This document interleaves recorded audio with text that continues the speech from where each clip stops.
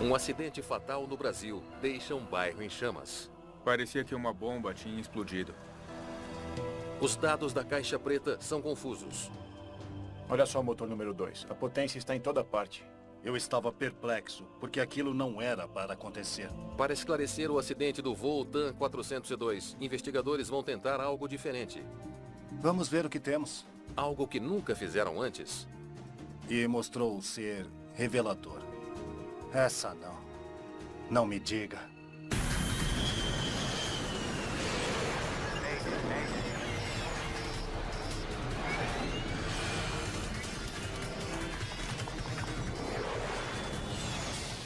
Acidentes aéreos.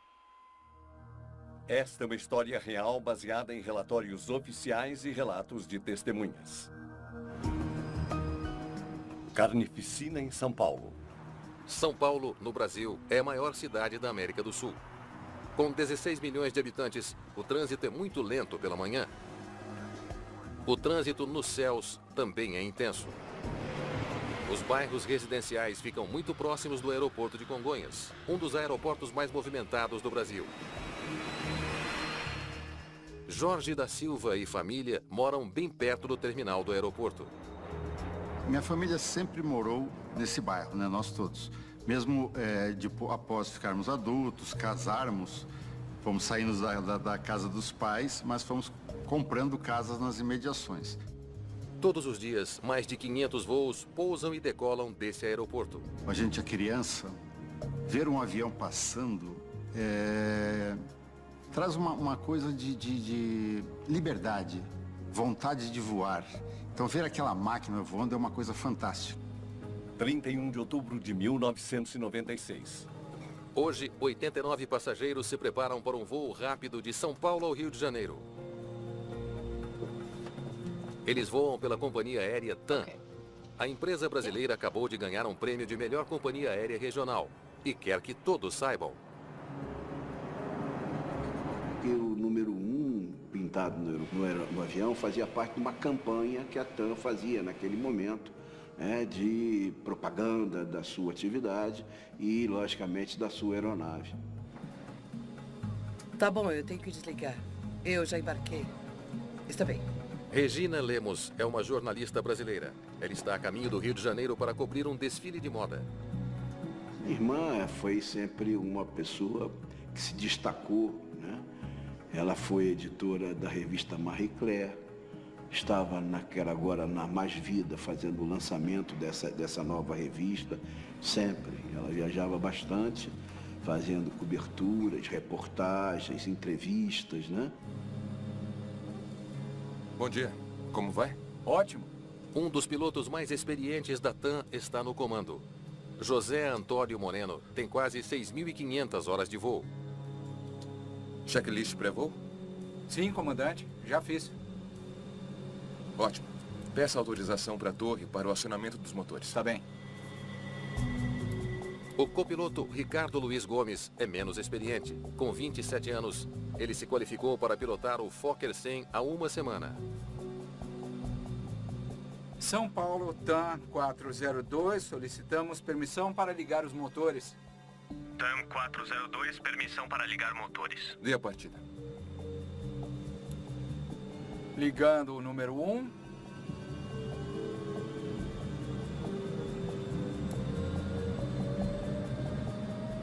Ligando o número 2.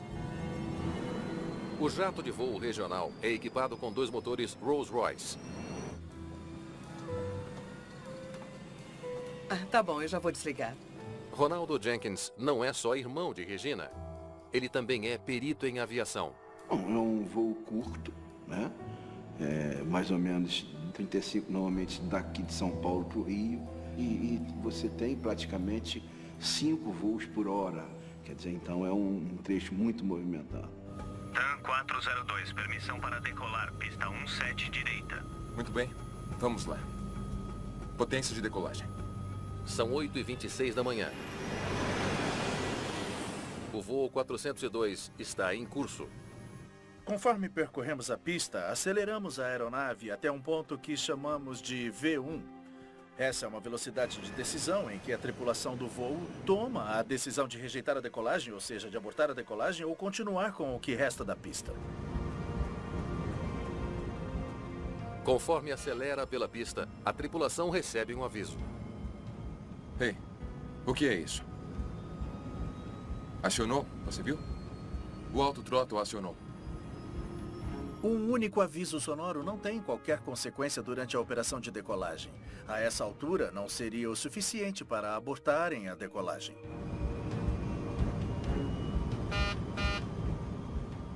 Outros 2 sinais avisam que o problema está afetando também o outro motor. O autothrottle acionou. A aceleração manual. Eles terão de ajustar a potência do motor manualmente. Eles poderiam continuar a decolagem no modo manual, nada para ficar alarmado a essa altura.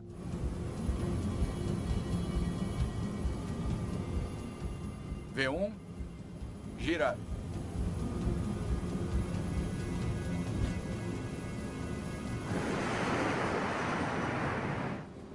Parece uma decolagem rotineira. Naquele momento, a aeronave está subindo, a posição do bico está subindo, a aeronave está acelerando e a altitude está aumentando. Esses eram parâmetros bons e positivos.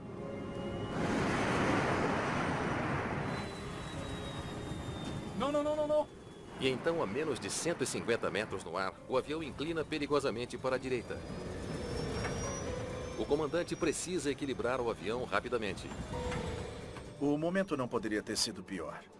A energia da aeronave está se dissipando, a velocidade do ar a uma taxa de 1 metro por segundo. Velocidade é vida. Então, determinar o defeito é extremamente importante em se tratando do tempo.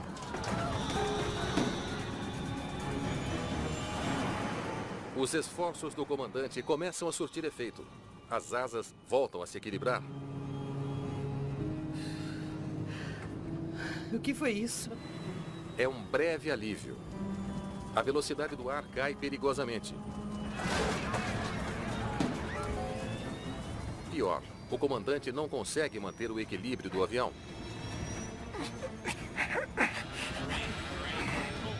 Deve ter sido uma sensação terrível para a tripulação daquele voo naquele momento.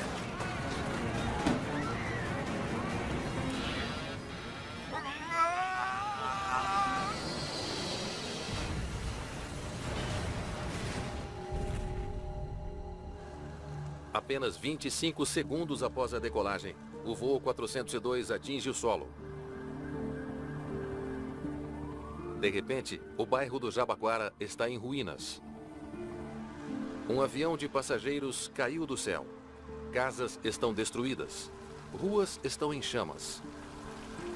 Equipes de emergência chegam rápido, mas há pouca esperança de que alguma das 95 pessoas a bordo tenha sobrevivido. Calcula-se também que haja muitas vítimas no solo. A notícia do acidente terrível se espalha rapidamente. Meu irmão falou via telefone. Um avião caiu sobre sua casa. Venha correndo para cá. Jorge da Silva volta correndo para casa sem saber o que esperar. O meu irmão é meio piadista. Eu não acreditei a princípio, mas ele, a voz dele expressou o terror. Os pais de Jorge estão presos no centro do desastre. O casal de idosos descobre que o caminho deles está bloqueado. A rota de fuga consumida pelo fogo. Meu pai disse que olhou para trás e só viu o quarto sendo destruído. Aí eles desceram rapidamente para o térreo da casa e ele viu as chamas na frente. Se eles não saírem logo, pode ser tarde demais.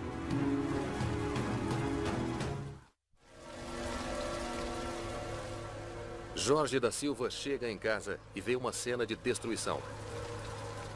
O bairro está em chamas e ele não sabe se os pais estão vivos ou mortos. Meus pais! Você os viu? Parecia que havia acontecido um bombardeio. Eram chamas altas, muita fumaça e pedaços de metal retorcido. Então era uma visão terrível. É coisa que eu só havia visto em TV, em cenários de guerra. O combustível do avião acendeu um inferno. ainda havia como um rio de fogo. No meio da rua existia aquela chama, isso fez com que queimassem alguns carros que estavam estacionados ali. É difícil compreender que você está ali e que aquilo é real, que está acontecendo de fato. Os Silva escapam por milagre pelos fundos da casa. Mais tarde, eles se reúnem com a família. Eu estou bem. Foi um momento muito emocionante, é difícil descrever assim. Em pouco tempo eu fui da sensação de tê-los perdido, de que eles morressem, tivessem morrido, e encontrá-los. Ali foi um renascimento, foi uma coisa fantástica. Outros não tiveram tanta sorte. Muitos vizinhos de Jorge estão feridos. 4 deles mortos. O acidente também matou todas as 95 pessoas que estavam a bordo do avião.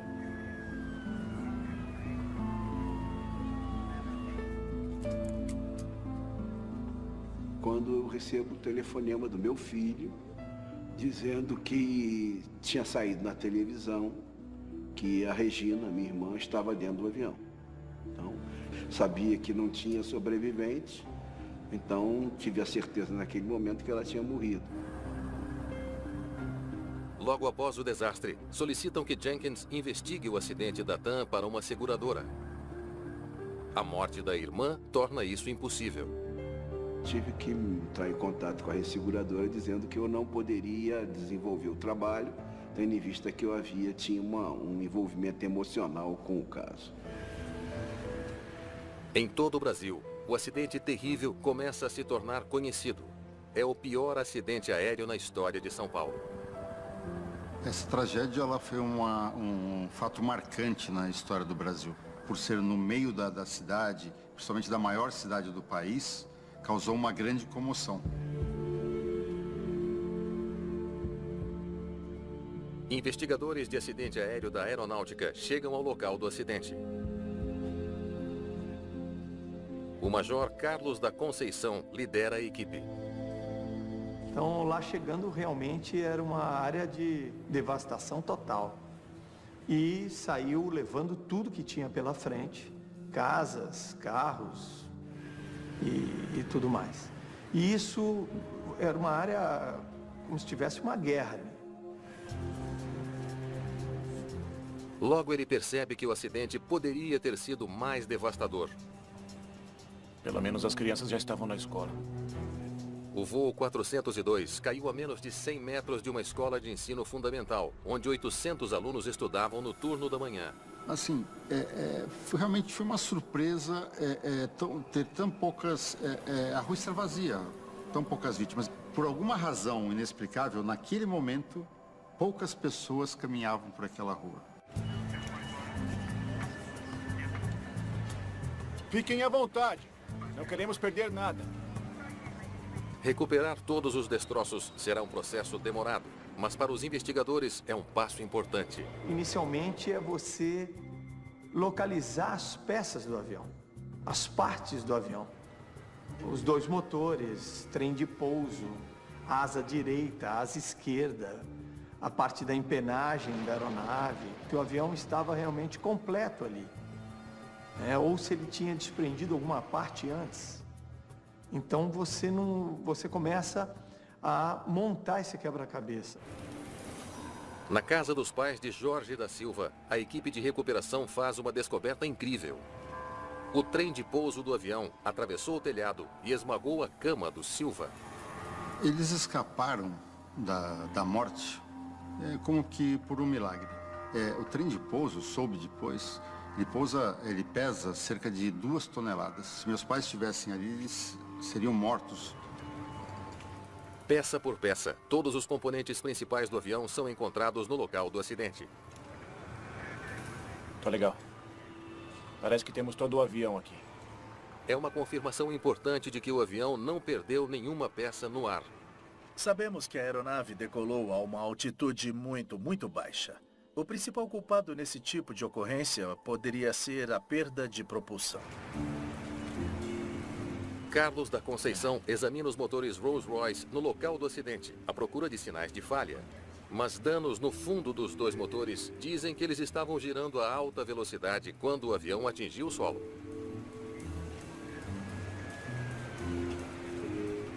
Queimando e girando. Esses motores estavam ótimos. Descartar uma causa em potencial é um passo na direção certa, mas os investigadores precisarão de mais provas antes de apontar o que derrubou o voo 402.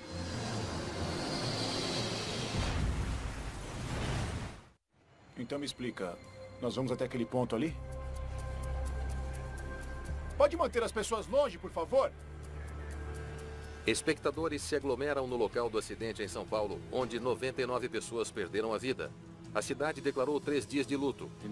O presidente do Brasil promete uma revisão de segurança em todos os aeroportos da cidade. A pressão por respostas é intensa. Foi a primeira vez que eu investiguei um acidente desse tipo. E realmente é muito difícil. Muito bem. Então, ele estava inclinando para a direita e desse jeito. Testemunhas dizem aos investigadores que o avião estava inclinando acentuadamente para a direita pouco antes do acidente. Sempre que se tem declarações de testemunhas que descrevem a aeronave inclinando ou balançando, ou qualquer observação de movimento na superfície de controle de voo, isso aguça o interesse do investigador. Escombros espalhados no local do acidente no Jabaquara confirmam as declarações da testemunha. A asa direita ficou cravada em um prédio esse primeiro impacto. Essa aeronave bateu numa situação nesse sentido, né? Basicamente na faca. Uma inclinação acentuada para a direita teria feito as asas perderem força de sustentação e colocado o avião em um mergulho. Mas por que o avião faria uma inclinação tão acentuada?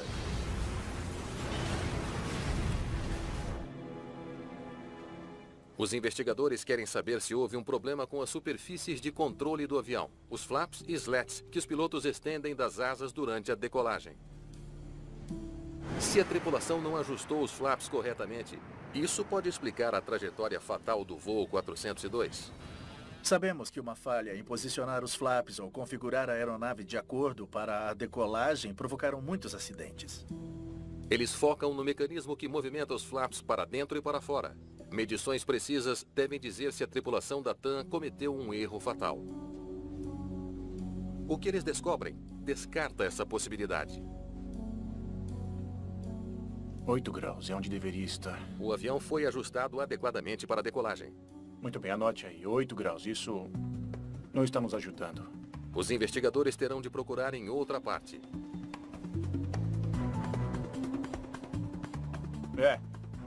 Verifique os registros. Eu quero saber tudo o que os pilotos fizeram nas últimas 24 horas.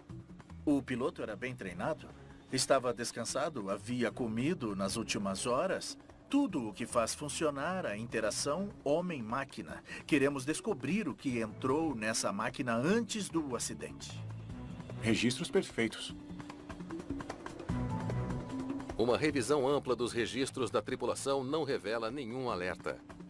A tripulação estava bem descansada e qualificada para pilotar o avião. Um bom investigador pegará cada pedaço de evidência que conseguir reunir e fará um quebra-cabeça. E juntará as peças desse quebra-cabeça para se encaixar ao cenário em vez de tentar fazer o cenário se encaixar na falha. Os investigadores esperam que as caixas pretas preencham algumas peças que faltam. Isso está em bom estado. O gravador de voz da cabine parece promissor, mas o gravador de dados de voo que registra as operações dos sistemas da aeronave está muito queimado. Tomara que não esteja tão ruim quanto parece. Não estava com aquela cor laranja que é característico das caixas pretas. Ele estava completamente numa cor cinza, porque ele sofreu a ação do fogo. Era uma preocupação se as informações ali contidas estavam preservadas ou não. Vamos, tenho que mandá-las para os Estados Unidos. O Brasil não tem um laboratório equipado para analisar o gravador danificado. Então é preciso enviá-lo a outro lugar. era um gravador de voo fabricado nos Estados Unidos. Então, era lógico trazer o gravador aos Estados Unidos para análises. Dennis Grossi logo é recrutado para a equipe. Ele é investigador da Agência Nacional Americana de Segurança nos Transportes. Obrigado pela ajuda no caso. Imagine. Valeu. É um prazer ajudar. Ele também é um dos principais especialistas do mundo em gravadores de voo. Vamos ver se vai funcionar como deveria. Mas com esse gravador, ele enfrenta um novo desafio. É um dispositivo digital. E em 1996, a tecnologia digital não era muito comum. Tínhamos uma vasta experiência com gravadores de fita, mas não tínhamos experiência com gravadores digitais. Além de estar bastante danificado pelo fogo, então achamos prudente levar ao fabricante para usar a habilidade que só o fabricante tem para abrir e acessar a memória do dispositivo.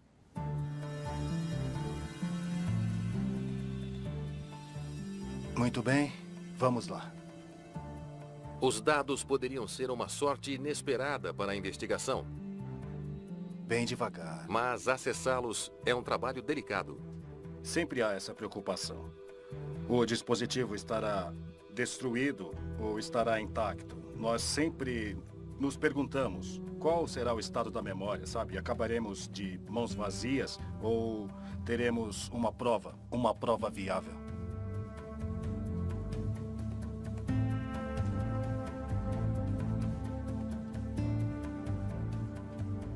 Parece promissor. Vamos torcer. Os chips eram tão frágeis que poderiam quebrar. Se o chip quebrar, já era. Ou se os chips saírem da placa, então teremos de fazer uma recuperação em nível do chip. O que é muito difícil.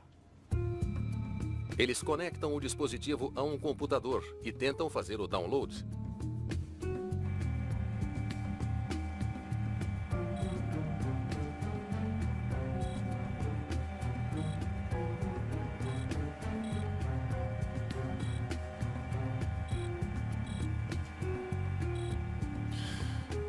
Isso sempre demora tanto assim.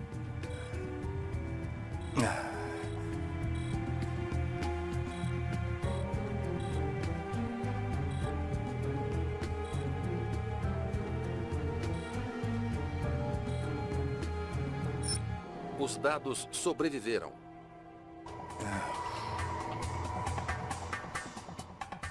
Nunca duvidei disso. A proteção ao incêndio e a proteção a impactos funcionaram. Estávamos muito felizes àquela altura. O Brasil todo quer saber por que o voo 402 caiu.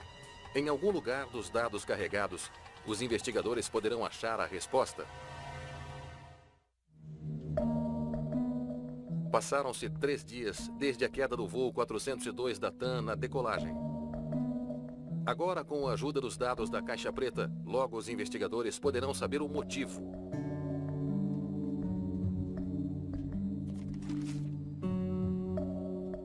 O gravador de voo registrou dezenas de parâmetros sobre o voo curto do Fokker 100.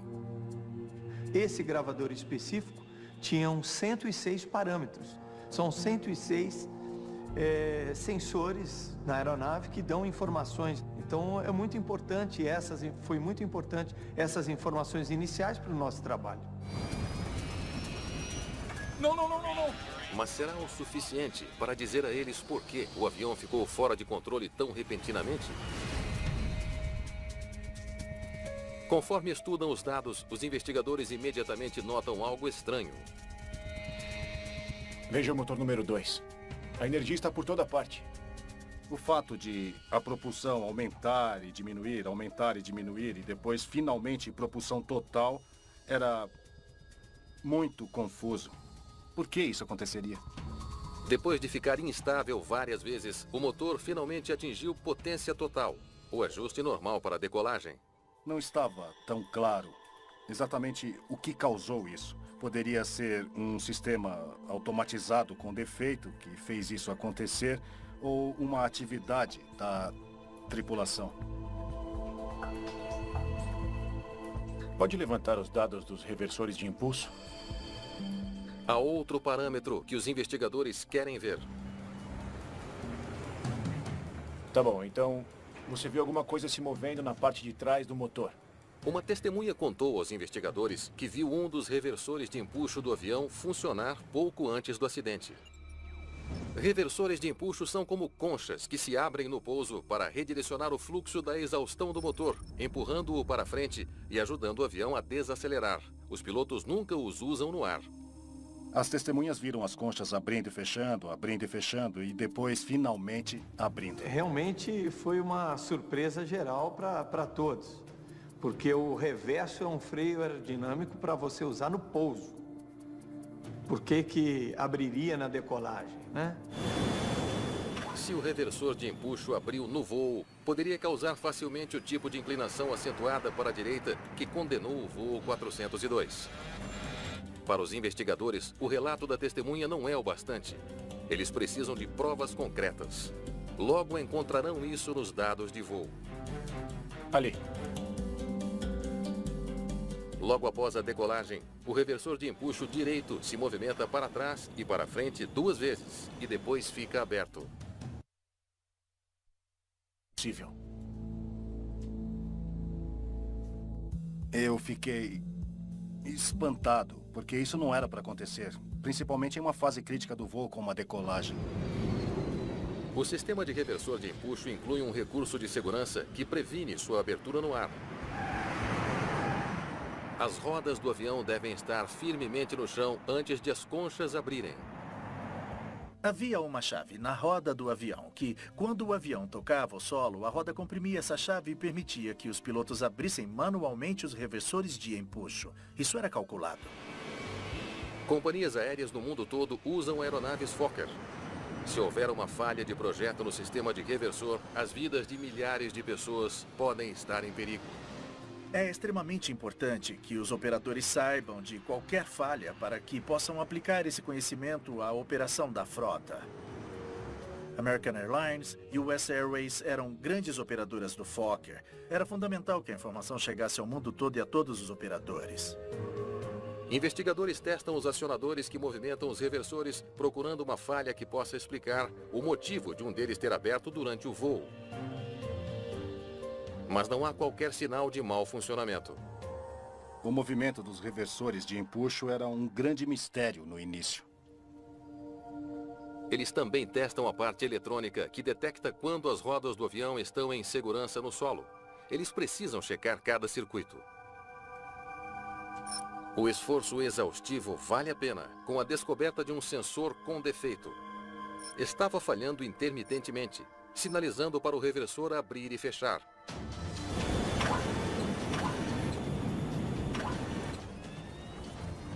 O resultado foi o caos na cabine. A falha no sensor era intermitente. Então, as conchas abriram e fecharam.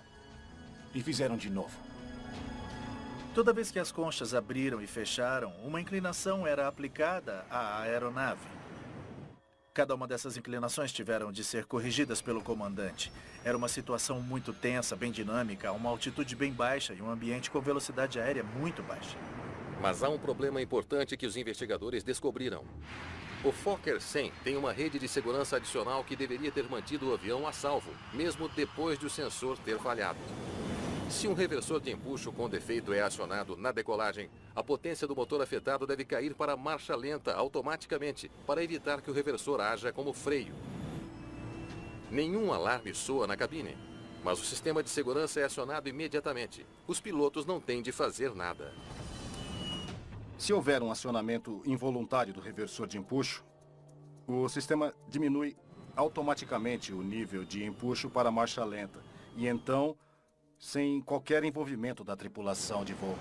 O Fokker 100 tem potência suficiente para decolar com segurança com apenas um motor. A pergunta permanece. Por que o voo 402 não se afastou de Congonhas em segurança?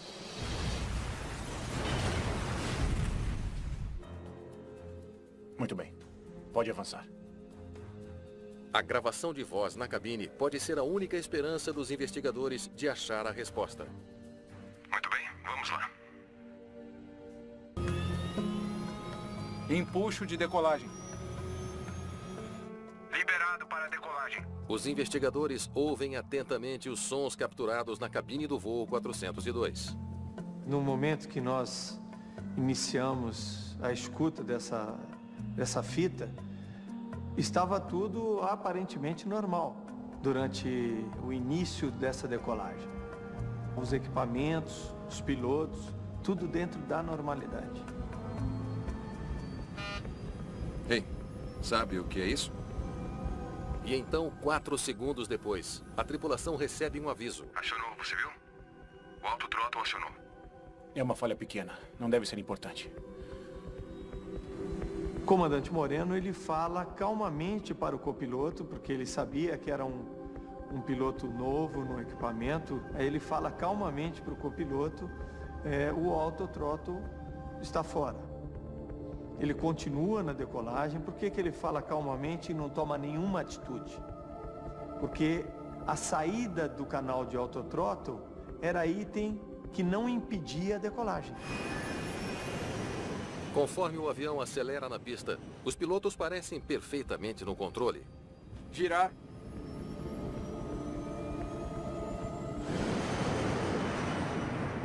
Mas logo após a decolagem, os ânimos na cabine mudam radicalmente. Parece que ele está mexendo em alguma coisa. Está travado. O que está travado? Desliga ali em cima, autothrottle, puxa aqui. Está desligado. Parece que a tripulação achou que o problema fosse o autothrottle. Os pilotos não mencionam o reversor em nenhum momento. Estão focados no autothrottle e parecem lutar com os controles na cabine. Desliga ali em cima. Aqui também. Tá desligado, tá desligado. Não soou nenhum alarme dizendo que o reversor havia acionado.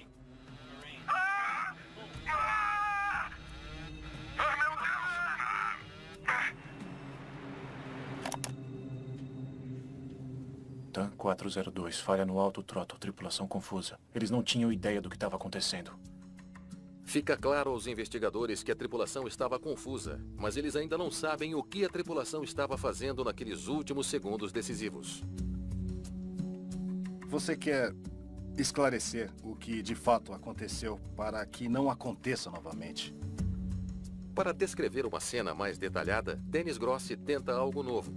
Ele combina os dados do voo com a gravação de voz da cabine para criar uma animação em tempo real do voo.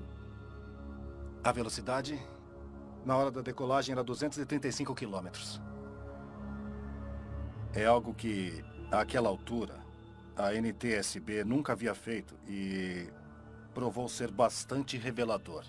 Vamos ver o que descobrimos.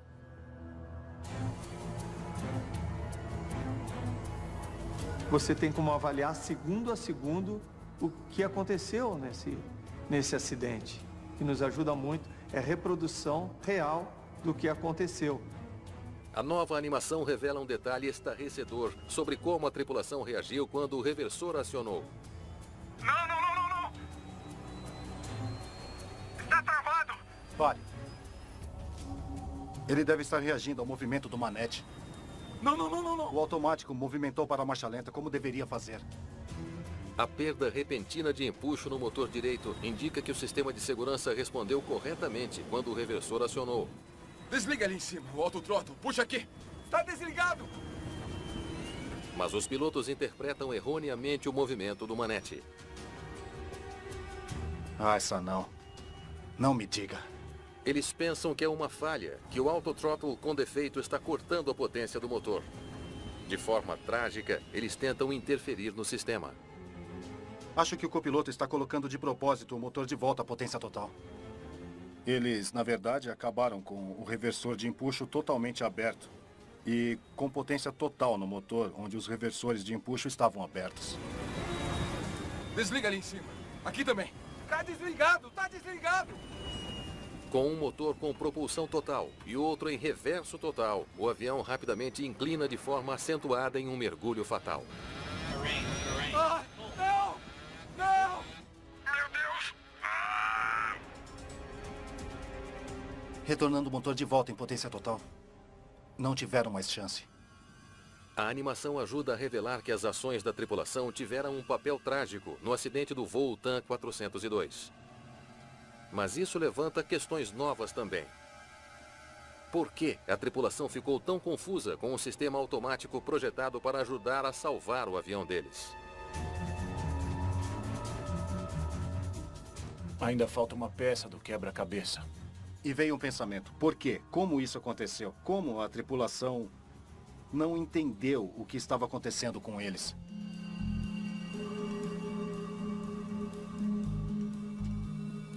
Vamos ver quanto tempo gastaram treinando para isso. Carlos da Conceição quer saber como a companhia aérea treina seus pilotos para lidar com acionamentos acidentais do reverso. Treinamento da abertura do reversor.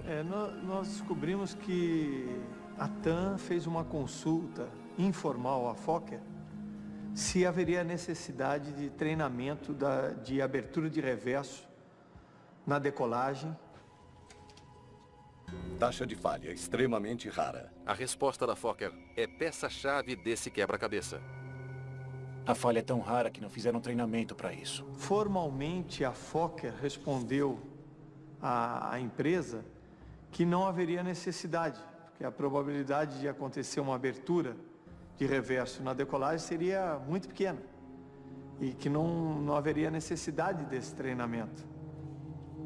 A Fokker estimou que a chance de tal falha era menos de 1 por 1 bilhão de horas de voo.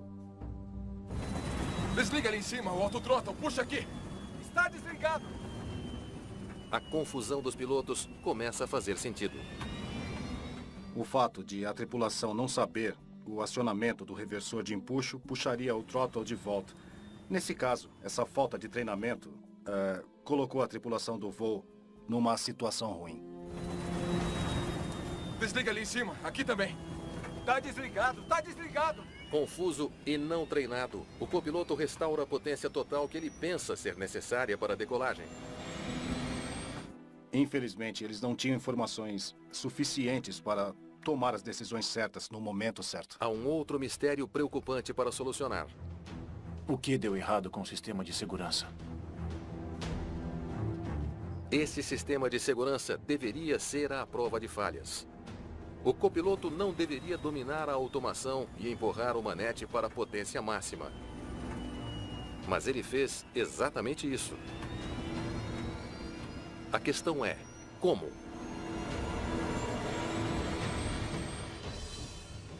Os manetes estão aqui. Os investigadores identificam os componentes do sistema de segurança, incluindo o cabo que puxa o manete de volta durante um acionamento acidental. Ele vai do manete até o reversor. Era muito importante, na realidade, examinar o cabo, o estado em que ele estava e ver por que os throttles se comportaram daquela maneira e o manete se comportou daquela maneira também. Isto se conecta ao reversor com defeito? O cabo está em bom estado, exceto por um problema. Ele se solta em um ponto de conexão. É uma descoberta confusa. O cabo é projetado para suportar impressionantes 632 libras de força. Não sei como o piloto puxou com tanta força.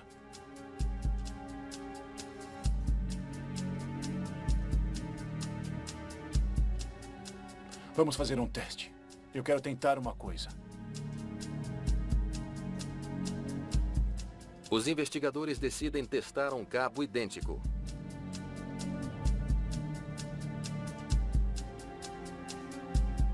Eles puxam o cabo dos dois lados.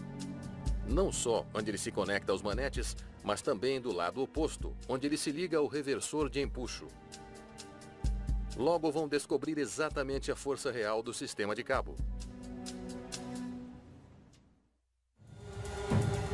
O sistema de cabo de segurança do Fokker 100 se estica conforme é puxado cada vez com mais força.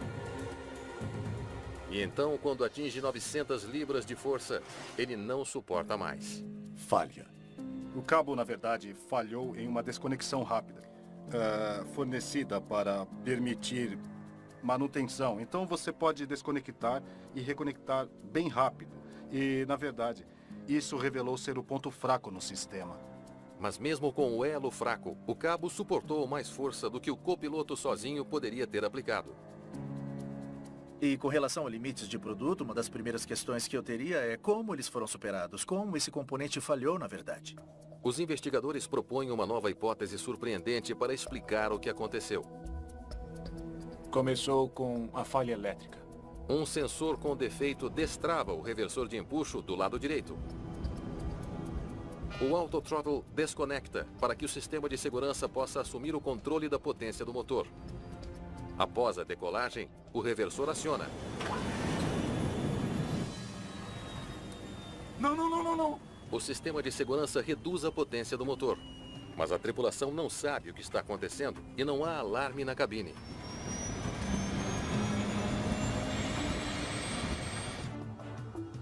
Desliga ali em cima. Tá desligado, tá desligado. Meu Deus.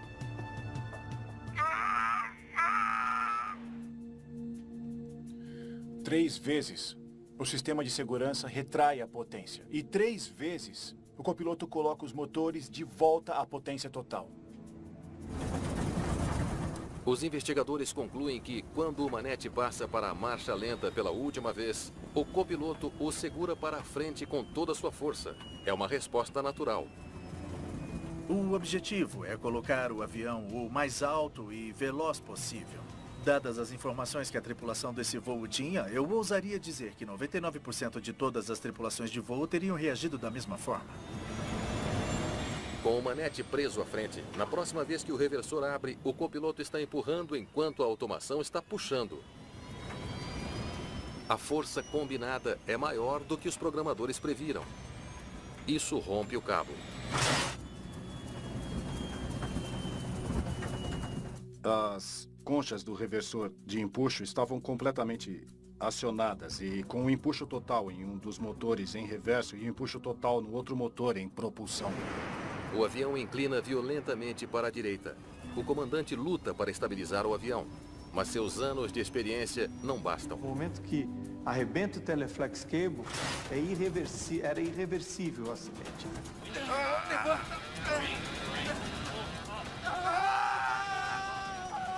Naquela altura, eles não tinham opção. Fizeram tudo o que era humanamente possível.